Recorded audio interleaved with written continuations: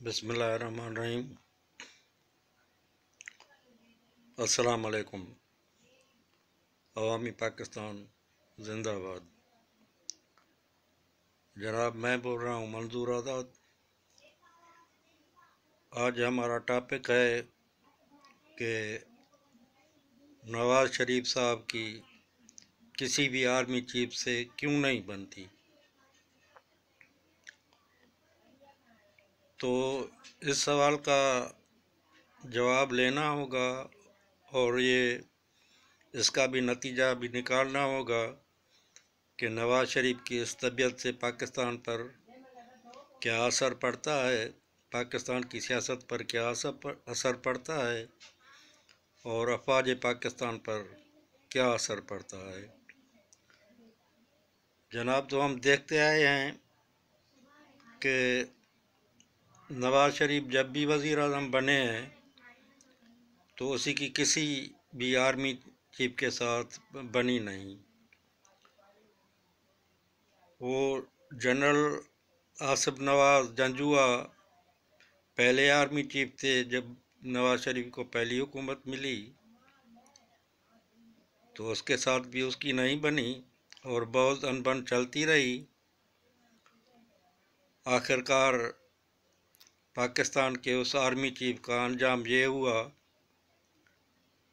कि उसको जहर देकर हलाक किया गया। उस वक्त की सब अखबारात में यही खबरें चली कि उनकी हलाकत जहर से हुई है और फिर उसकी कोई इंक्वायरी नहीं हुई और उसका कोई नहीं पता चला कि आखिरकार उसकी जो है मौत किस वजह से हुई थी। तो उसके बाद अब्दुल वहीद काकड़ साहब आर्मी चीफ बनकर आए, मगर बदकिस्मती से उसके साथ भी नवाज़ शरीफ साहब की नहीं बनी और नतीजा इस बात पर जाकर ख़त्म हुआ कि उस वक्त मुल्क के सदर थे इसहाक खान और ये नवाज़ शरीफ की वो सदर इसहाक से भी नहीं बन रही थी और आर्मी चीफ से भी नहीं बन रही थी। तो नतीजा ये निकला और आखिर उसका सॉल्यूशन ये निकला गया कि काकड़ साहब ने बीच में आकर नवाज़ शरीफ और सदर इसहाक दोनों से जो है वो इस्तीफ़ा ले लिया या इस्तीफ़ा दिलवाया गया और इस बहरान का हल निकला और फिर वो नए इलेक्शन हुए। तो पाकिस्तान में ये तो बारियां लगी होती थी उस टाइम में कि बेनज़ीर जाती थी, नवाज़ शरीफ आते थे, नवाज़ शरीफ आते थे तो बेनज़ीर आती थी और फिर वो बेनज़ीर आई, उसने अपना दौर पूरा किया और उसके बाद फिर वो नवाज़ शरीफ आ गए। तो फिर उसके टाइम में जो आर्मी चीफ थे जनरल जहांगीर करामत साहब, तो साहिब आला नवाज़ शरीफ की भी उसके साथ भी नहीं बनी और उसको प्राइम मिनिस्टर हाउस में बुलाकर टाइप किए हुए इस्तीफे पर उससे दस्तखत लिए गए। अब आप देखते जाएं कि ये नवाज़ शरीफ पाकिस्तान की आर्मी चीफ की कितनी इज़्ज़त करता है, कितनी तौकीर करता है और उसको इस तरह चलाता रहता है। और अब समझ में नहीं आता कि मुल्क की वज़ीर आज़म की आर्मी चीफ के साथ क्या ज़िद्दियत और अदावत रहती है। क्या इस मुल्क के सब आर्मी चीफ मुल्क के और फ़ौज के गद्दार हैं, पाकिस्तान के साथ वफ़ादार नहीं हैं? अगर वो गद्दार हैं, पाकिस्तान के सब वफ़ादार नहीं हैं, तो फिर उन पर मुकदमा चलाकर उनको आवाम में नंगा किया जाए ना कि भाई ये लोग जो है वो ये काम करते थे इसलिए हमने इनको उतार दिया, उतारने के बाद उस पर मुकदमात भी चलते। या ये क्या बात हुई कि नवाज़ शरीफ अपनी पसंद और नापसंद से जिसको चाहें जो उसकी जी हुजूरी करे, उसके हुक्म पर चले। जैसे आर्मी चीफ न हुआ, नवाज़ शरीफ का कोई ज़ाती नौकर हुआ तो वो सही है, वरना उसको कोई आर्मी चीफ पसंद नहीं आता। हद ये है कि जितने भी अदवार नवाज शरीफ के 3 गुजर चुके हैं, उसमें उसको किसी आर्मी चीफ के साथ नहीं बनी। वो मुशर्रफ थे आर्मी चीफ, उसको खुद लगाया था नवाज शरीफ ने अपने बाप के कहने पर। अच्छा, ये भी बात तमाशा देखे जाएं कि मुल्क में जो इंतज़ाम होते हैं और वो बाबू माओं के हुक्म पर चलते हैं। तो उसके बाप ने हुक्म दिया कि मुशर्रफ को आर्मी चीफ लगाओ, और वो मुशर्रफ को आर्मी चीफ लगाया गया। तो फिर आप देखें कि उसके साथ इसने क्या असर किया और उसके साथ क्या हुआ। यार खुदा के बंदो, पाकिस्तान का एक आर्मी चीफ है, बाहर के मुल्क के दौरे पर रहे। वो श्रीलंका के सरकारी दौरे पर गया हुआ था, कोई निजी दौरे पर नहीं गया हुआ था। जब वो वापस आ रहा था, उसका जहाज़ श्रीलंका से उड़ा है, जहाज़ उस पर हवा में ही है, तो पीछे से उसको हटाकर दूसरा आर्मी चीफ मुकर्रर किया गया। और हद ये है कि कराची एयरपोर्ट पर हुक्म दिया गया कि तैयारे को कराची एयरपोर्ट पर नहीं उतारा जाए, मगर उसको डाइवर्ट किया जाए नवाब शाह एयरपोर्ट की तरफ या इंडिया की तरफ डाइवर्ट किया जाए। तो यार हद होती है कोई, ये कोई तरीका है? ये क्या बात है कि एक मुल्क का वज़ीर आज़म और अपने आर्मी चीफ के साथ ये रवैया रखता है। अच्छा, तो तैयारा तो हवा में था, वो हवा में ही उड़ रहा था। वो पायलट ने नीचे पैगाम दे दिया कि भाई तैयारे में इतना ईंधन नहीं है, हो सकता है हमारे साथ कोई हादसा पेश आ जाए। तो मुशर्रफ तो हवा में ही था, जहाज़ में ही था, तो उसने कैसे नवाज शरीफ की हुकूमत ख़त्म की?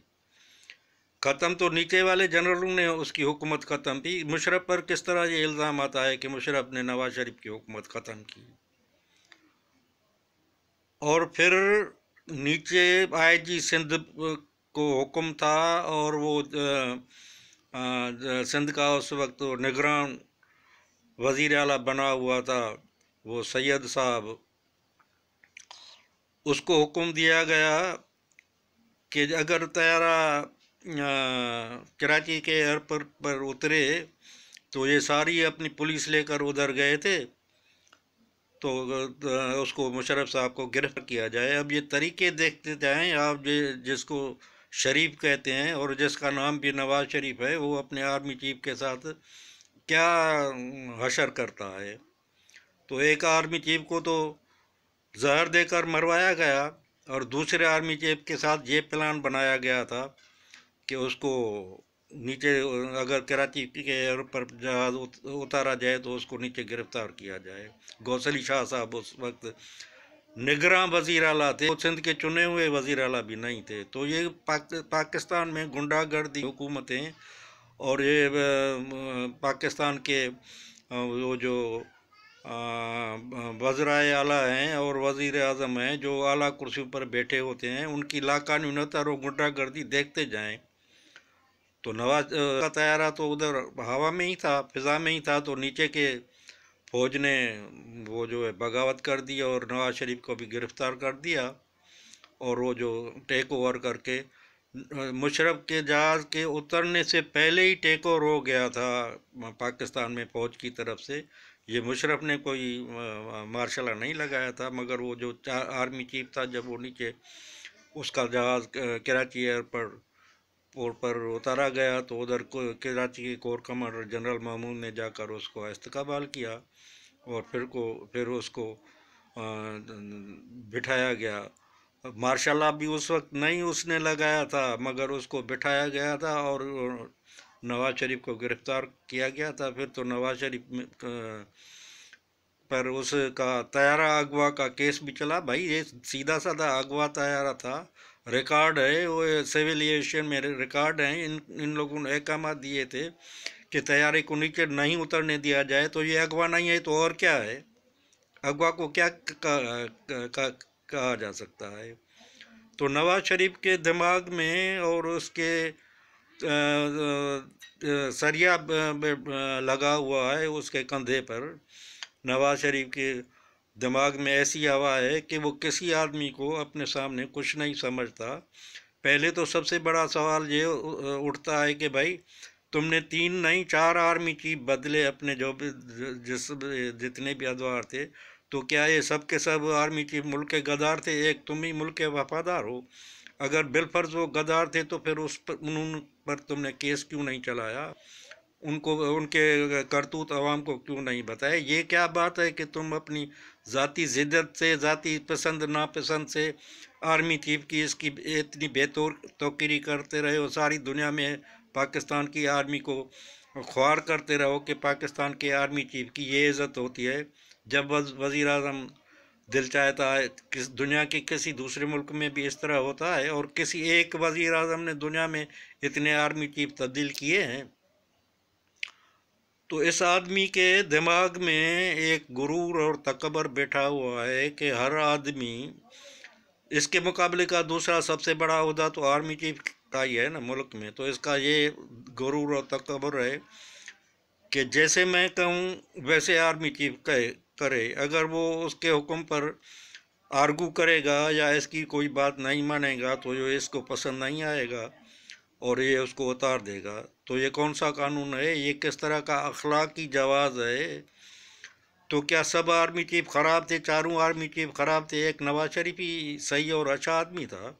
अब ये आ गया है मुल्क में। अच्छा, वो बाजवा साहब का देखें, बाजवा साहब को तकरीरों में कहता रहा कि मुझे उसने उतारा, उसके खिलाफ ये फैज़ और बाजवा के खिलाफ केस चलाए जाएं। और जब बाजवा के एक्सटेंशन का वक्त आया तो उधर से ही हुक्म दिया अपनी पार्टी को कि भाई उसके एक्सटेंशन के लिए ख़ास बिल बनाया गया, उस जिस पर इसकी पार्टी ने वोट दिया।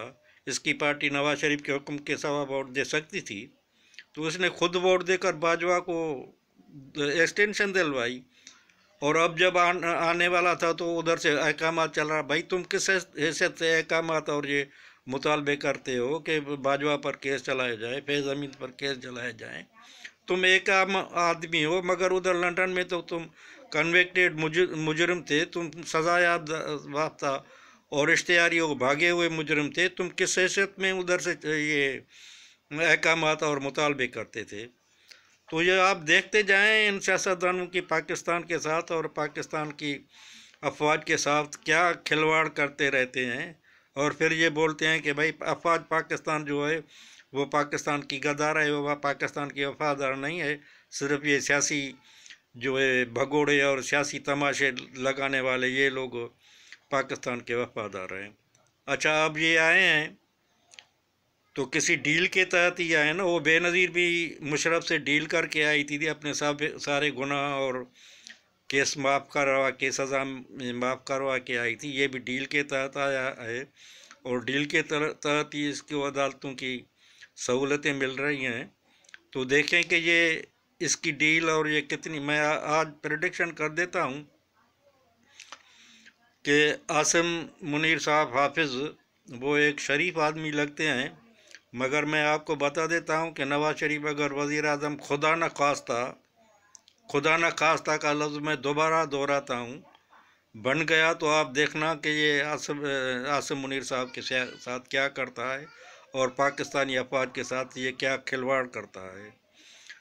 तो इन लोगों के भाई सरों में बड़ा ये सरिया, इसके सिर में तो वो अतफाक बाउंड्री का इतना ऐसा सरिया लगा हुआ है कि इसको कोई आदमी इज़्ज़त वाला नज़र भी नहीं आता। और सबसे पहले हमारे लिए सबसे बड़ी इज़्ज़त आर्मी की है, पाकिस्तान की जो है हिफाजत करने वाली आर्मी है। जो लोग आर्मी की इज़्ज़त नहीं करता, आर्मी के सरबराह की इज़्ज़त नहीं करता, हमारे लिए वो इज़्ज़त के लायक खुद ही नहीं है। तो ये नवाज शरीफ के जो है आप देख लेना कि ये आगे चलकर क्या गुल खिलाता है और आगे चलकर ये क्या आर्मी चीफ आसिम नवाज के एहसानों का बदला चुकाता है। तो यार ये कमाल की बात है, बड़े दुख से कहना पड़ता है।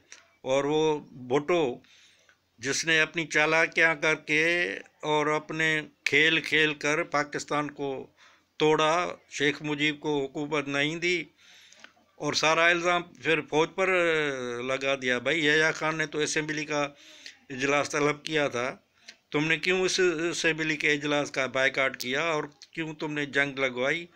और जब वो यूएनओ में पोलैंड ने और रशिया ने करारदाद जंग बंदी पेश की थी, तो तुम क्यों फाड़ कर वो करारदाद निकले, ताकि पाकिस्तान की जंग बंद ना हो और पाकिस्तान टुकड़े हो जाए तो मैं जाकर उधर वो इक़्तिदार संभालूं। और फिर वो जनरल गुल हसन जिसने इसको लाकर इक़्तिदार की कुर्सी पर बिठाया, तो उस जनरल गुल हसन के साथ भुट्टो ने किया क्या?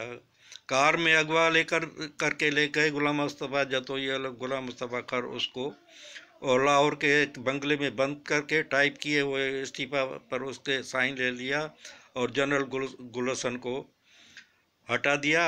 और वो टिक्का खान जिसको कहते हैं कि वो बंगाली का कातिल था, और फिर उस टिक्का खान को आर्मी चीफ बना दिया। तो इन जमूरों के और इनके मस्करे के सियासतदानों के और खिलाड़ियों के खेल देखते जाएं आप, ये जो पाकिस्तान के साथ खिलवाड़ करते रहे हैं, और ख़ास तौर पर पाकिस्तान की फ़ौज के साथ।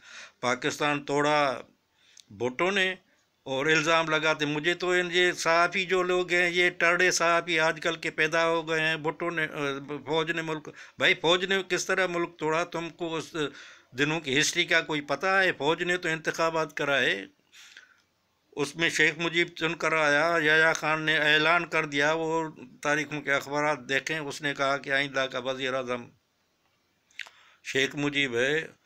जनरल याया खान ने 25 मार्च 71 को ढाका में असेंबली का इजलास मंगाया। सब लोग, सियासी पार्टियां वेस्ट पाकिस्तान की भी उधर गईं, मगर एक भुट्टो ने बाकाट किया कि मैं नहीं जाऊंगा, जो जाएगा मैं उसकी टांगें तोड़ दूंगा, और मुल्क में बहरान पैदा करके एक वो बंगालियों में बगावत पैदा करा दी। तो फौज ने किस तरह मुल्क तोड़ा, और फौज पर ये क्यों इल्ज़ाम आप लगाते हैं? खुदा का खौफ करें भाई, खुदा से डरें। खुदा इन झूठों से, झूठी कहानियों जो जमूरों की बनाकर लोगों को तुम लोग बेवकूफ़ बनाकर पेश करते रहते हो, इन झूठी कहानियों से ये अल्लाह ताला नाराज़ होता है। और तुम लोगों को ये जो अब तक तुम जमूरे ज़लील व ख्वार होकर आते रहते हो पाकिस्तान में, इन झूठी कहानियों और झूठों की वजह से इस मुल्क में तुम लोगों ने कौन सा कानून की हुक्मरानी कायम की है? तुम लोगों ने कौन सी आइन की हुक्मरानी कायम की है? सब सिर्फ इक़्तिदार के पीछे लगे रहते हो, इक़्तिदार में आकर बाल बनाते हो, दौलत बनाते हो। आम लोगों के लिए तुमने क्या किया है? आम लोगों, भुट्टो, बेनज़ीर, नवाज शरीफ या इमरान खान ने आम लोगों के क्या हालत बेहतर की, और आम लोगों के लिए क्या इक़दाम उठाएं? ज़रा वो इक़दाम बताएं तो सही। क्या ये झूठे लारे देकर बेनज़ीर कार्ड किया है, सेहत कार्ड किया है? ये क्या तरीका है आपको आवाम को अपना गुलाम बनाने का और आवाम को भीख मंगवाने का? खुदा का खौफ करो। ये जमूरे तुम्हारे ऊपर खुदा का अजाब तो गिरता ही रहता है, और ऐसा गिरेगा कि तुम देखते रहना। तुम्हारा सबसे बड़ा जुर्म ये है कि तुमने जो पाकिस्तानी फ़ौज को दुनिया में, अब ये जो इमरान खान अभी उतरे हैं, तो कितना पाकिस्तानी फ़ौज को दुनिया में बदनाम किया है। तो खुदा उनको पकड़ता कैसे है? आप देखें ना किस तरह पकड़ता है। भुट्टो की पकड़ किस तरह हुई, नवाज शरीफ किस तरह 3 मरतबा जलील होकर उतरा, ये इमरान खान की अब हालत क्या हो गई है? ये सिर्फ इसलिए हो गई है कि तुम पाकिस्तान की इज़्ज़त नहीं करते, पाकिस्तान की अफवाज की इज़्ज़त नहीं करते। न सिर्फ इज़्ज़त नहीं करते, बल्कि उनको सारी दुनिया में झूठ बोल बोल कर बदनाम करते हो। तो खुदा का खौफ करो। अब मैं नवाज शरीफ के लिए ये प्रेडिक्शन करता हूँ कि इसकी गर्दन में जो सरिया लगा हुआ है, देख लेना, ये आसिम मुनीर से भी इसकी नहीं बनेगी, और ये नया खिलवाड़ करेगा। वीलाग नंबा हो जाता है। मैं जज्बाती बातें भी करता हूँ, लोग भी यार टोकते हैं कि इतनी जज्बाती बातें मत करो, मगर ये हक और सच की बातें हैं। मैं करता रहूँगा, किसी से नहीं डरता रहूँगा, मैं तो सच बताता रहूँगा। आपको अच्छी लगती हैं तो आप हमारे वीडियो को लाइक करें और सब्सक्राइब भी करें। बड़ी मेहरबानी। बातें करने को तो बहुत हैं, फिर वीडियो लंबा हो जाता है, तो लोग कहते हैं कि इतना लंबा वीडियो मत बनाओ, लोग नहीं देखें। यार लोग देखें या न देखें, हमें कोई फर्क नहीं पड़ता। हम ये वीडियो पैसे कमाने के लिए नहीं कमाते, लोगों को हकीकत बताने के लिए, लोगों को शऊर देने के लिए ये वीडियो बनाते हैं। इस मुल्क में जमूरों ने जो एक हवा खड़ा कर दिया है फ़ौज के ख़िलाफ़। और जमहूरों ने जो एक अपने बाप का मुल्क ये समझकर बारियां बारियां लगाई दी हैं, ख़ानदानी हुक्मरानी कायम कर दी हैं। दो ख़ानदानों की हुक्मरानी कायम हो गई है, भुट्टो ख़ानदान की और शरीफ ख़ानदान की। जैसे ये मुल्क उनकी मिल्कियत है और ये जैसे ये मुल्क बना ही उनके लिए था। खुदा हाफिज़। अल्लाह पाकिस्तान को हिफाजत करे, पाकिस्तान को सही सालम रखे। अल्लाह इन पाकिस्तान के दुश्मनों को जलील और ख्वार और रुसवा करे, और अल्लाह पाकिस्तानी फ़ौज की इज़्ज़त बढ़ाए और पाकिस्तानी फ़ौज को कायम व दायम रहे। खुदा हाफिज़। अस्सलाम वालेकुम।